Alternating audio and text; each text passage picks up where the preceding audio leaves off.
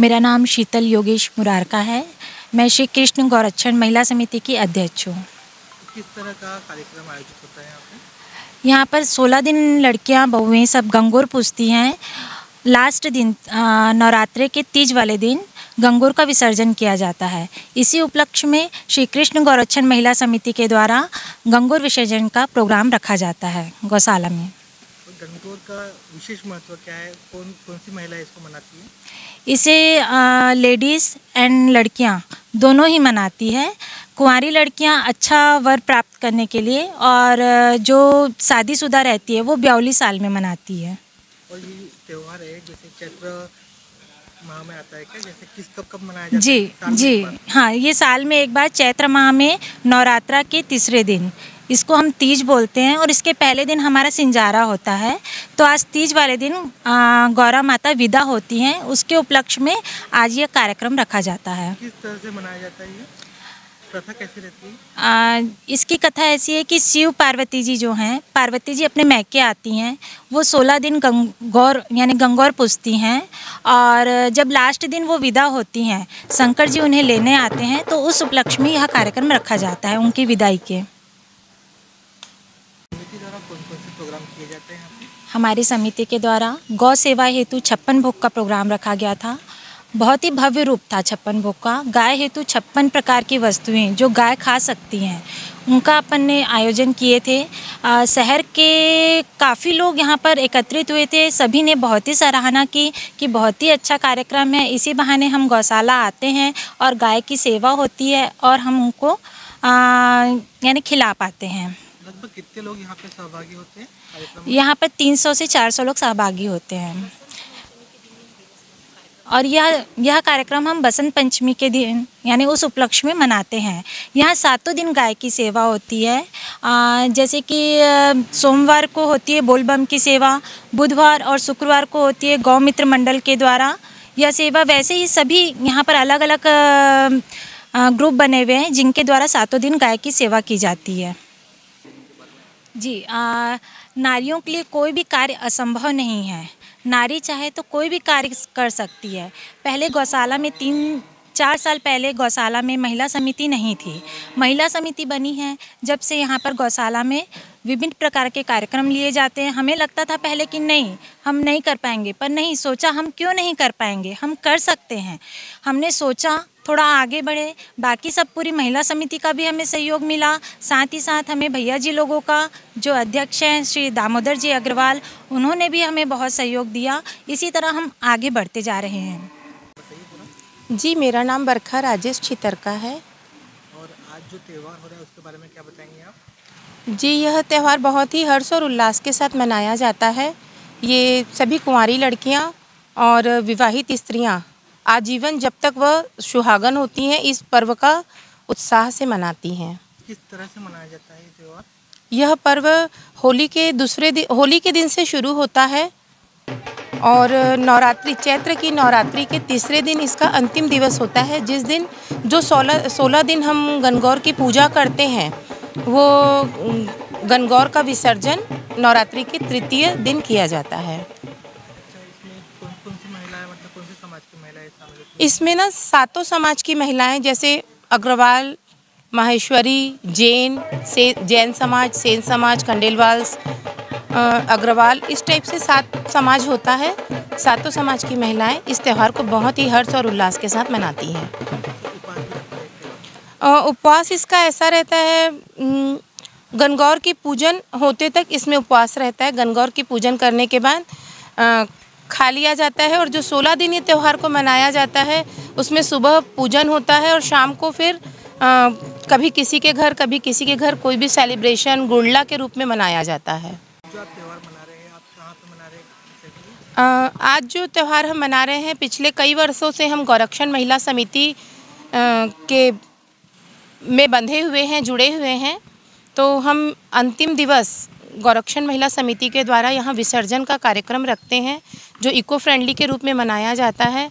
इसमें गोंदिया शहर के प्रतिष्ठित सभी जो भी गणगौर की पूजा करते हैं और जिनके यहाँ गणगौर की स्थापना होती है, वे सभी यहाँ विसर्जन के लिए उपस्थित होते हैं और बहुत ही ढोल नगाड़ों सहित उनका सम्मान करके गौशाला में विसर्जन कराया जाता है। किस तरह से रिस्पांस रहता है यहाँ पे? रिस्पांस तो सर आप बहुत ही बढ़िया रहता है, ये आप कोई भी बता देगा आपको गोंदिया शहर में। आपका नाम बताइए।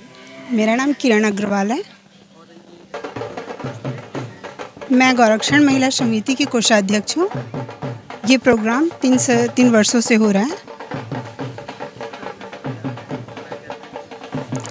यहाँ पर लड़कियाँ जो 16 दिन पूजा करती हैं, तो दुर्गा माता की जो ईश्वर गौरा माता हैं उनकी तपस्या करके जो विसर्जन करने वो जाती हैं उनको विदा करने, तो वो वाला प्रोग्राम हम गौशाला में बहुत पावन भूमि है यहाँ पे रखा जाता है, ताकि इन गौ माता को साक्षी मान के हम पूरा काम कर सकें।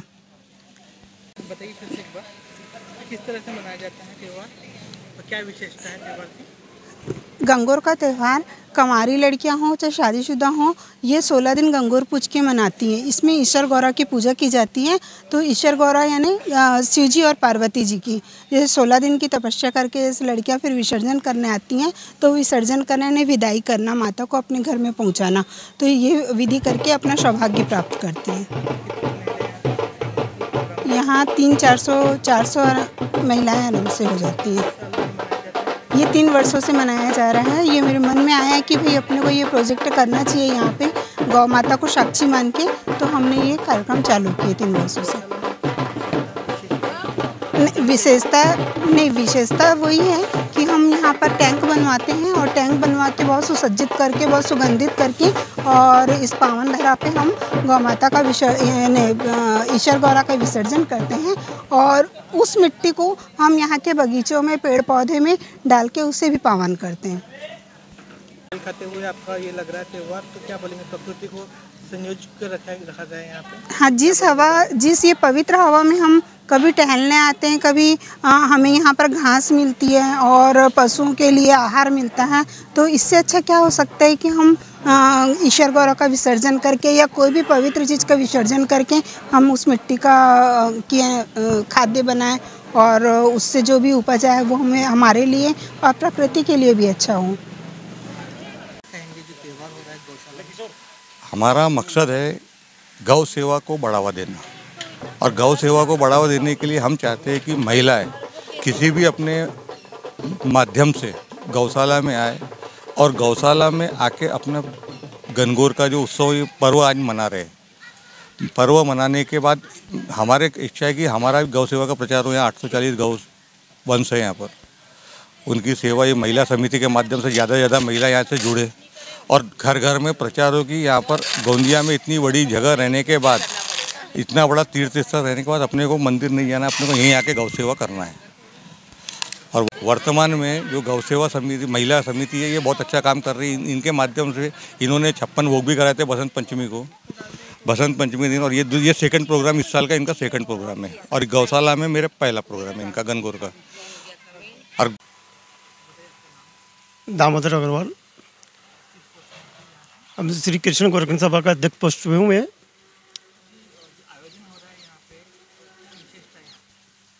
ये एक राजस्थानी महिलाओं का एक प्रोग्राम है, जो गणगौर का जो उत्सव है।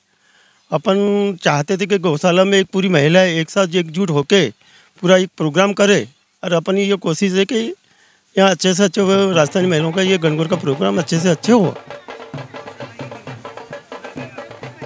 हाँ, एक गौ माता का स्थान है, और जो यहाँ का जो नेचरता है, ये बहुत ही अच्छी सुंदर जगह है, इसलिए मैंने ये अच्छी लगी जगह गोंदिया में।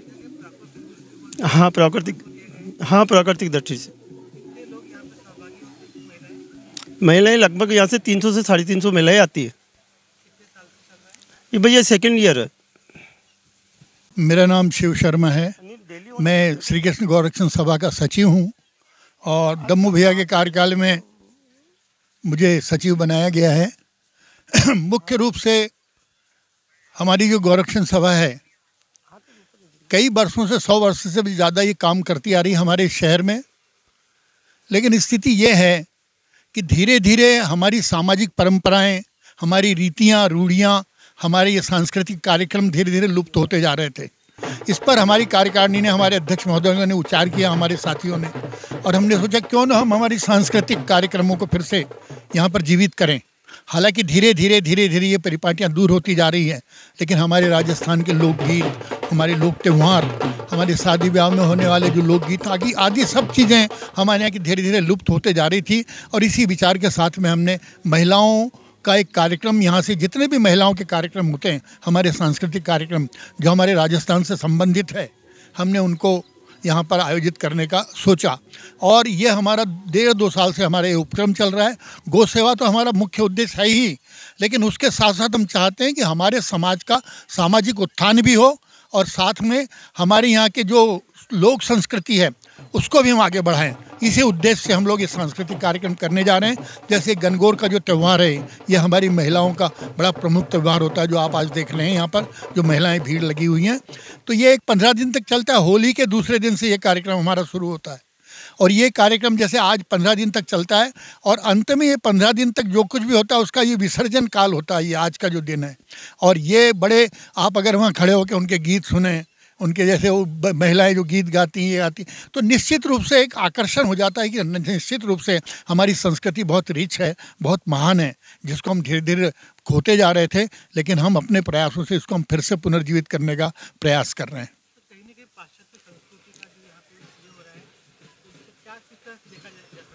नहीं, हम खुद अपना नुकसान कर रहे हैं ये करके। पाश्चात्य संस्कृति में एक बात देखिए, जैसे कोई भी रीति रिवाज जब शुरू होते हैं तो शुरू में बड़े अच्छे लगते हैं, लेकिन कुछ दिनों के बाद में जाकर के हम फिर से पुरानी उसी परंपरा पे आ जाते हैं जिस पे हम चलते हैं। आज आपने देखा होगा ये जो हमारे को एक पुरस्कार मिला है फिल्मों में, ऑस्कर पुरस्कार, वो फिल्म के लोगों को आपने मार्क किया होगा। वो वहाँ जब ऑस्कर पुरस्कार लेने के लिए गए तो सारे के सारे भारतीय वेशभूषा में थे। महिलाओं ने साड़ी पहन रखी थी, पुरुषों ने कुर्ते पैजामे पहन रखे थे, कोई भी पाश्चात्य संस्कृति के साथ में नहीं जुड़े हुए थे। लेकिन हमारी संस्कृति को हम खुद ही जो लुप्त हो रही है उसके लिए हम खुद जिम्मेदार हैं। निश्चित रूप से हमने अगर इसको फिर से पुनर्जीवित किया तो जो आनंद आएगा, जो सुख मिलेगा, इससे कहीं हम वंचित ना हो जाए, इस डर से हम फिर से इस संस्कृति को जीवित करने के प्रयास कर रहे हैं।